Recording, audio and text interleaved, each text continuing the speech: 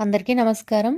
ఈరోజు మనకి ఆహ్, ఈసారి మనకి గురు పుష్యమి యోగం గురువారం పుష్య నక్షత్రం వచ్చింది. గురు పుష్యం ఎలా ఏర్పడుతుందంటే గురువారం పుష్య నక్షత్రం వచ్చినప్పుడు గురు పుష్య యోగం ఏర్పడుతుంది. ఈ యోగం మీ జీవితంలో మంచి మంచి విజయాలను మంచిని చేస్తుంది. షాపింగ్ గానీ, వ్యాపారం గానీ మొదలైనవి ఈ గురు పుష్యమి యోగం రోజున మనం ఇలాంటి పనులు చేస్తే చాలా చాలా మంచి శుభప్రదం.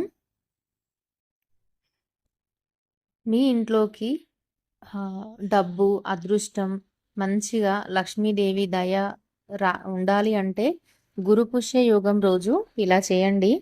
గురువారం పుష్య నక్షత్రం వచ్చినప్పుడు గురు పుష్య యోగం ఏర్పడుతుంది. ఈ యోగం మీ జీవితంలో విజయంని అందిస్తుంది.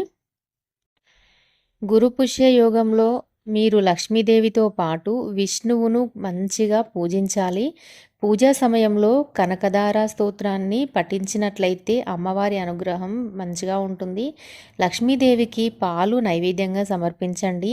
విష్ణువుకి పంచామృతం, తులసి ఆకులు, బెల్లం, చిక్కుడుకాయలు సమర్పిస్తే చాలా మంచిది. లక్ష్మీదేవి, విష్ణువు అనుగ్రహంతో మీ జీవితం సంపద, ఆస్తి, ఆనందంతో నిండి ఉంటుంది.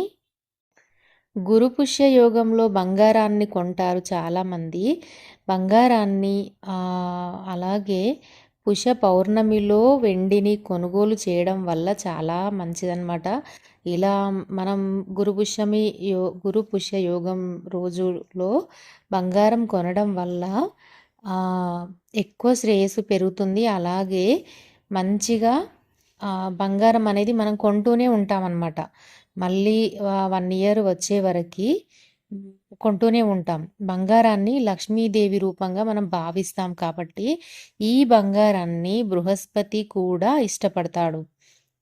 కాబట్టి బంగారం మీ అదృష్టాన్ని పెంచుతుంది. వెండి చంద్రుడికి ఇష్టమైన లోహం కాబట్టి వెండి కూడా కొనొచ్చు. ఒకవేళ బంగారం కొనలేని వాళ్ళు కూడా ఉంటారు ఇప్పుడున్న బంగారం రేటు ప్రకారం. సో బంగారం కొనలేకపోతే గురుపుష్య యోగంలో పసుపు కొనండి. పసుపు కూడా బంగారంతో సమానం.